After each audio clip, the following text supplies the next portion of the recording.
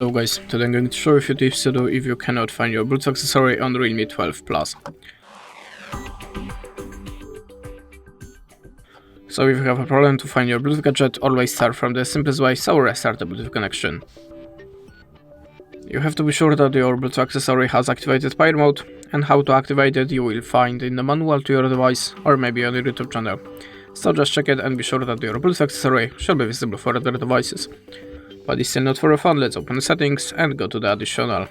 Swipe down and choose the last option. Now select the reset phone and choose network settings. The Bluetooth is included here. Tap on the reset network settings. After that, look again for your device on the Bluetooth list. In the next step, you can also try to upgrade system, so go to the About device and choose REALME UI. Now if you have an update, just install it and check for your device again. That's it. Thanks for watching and goodbye.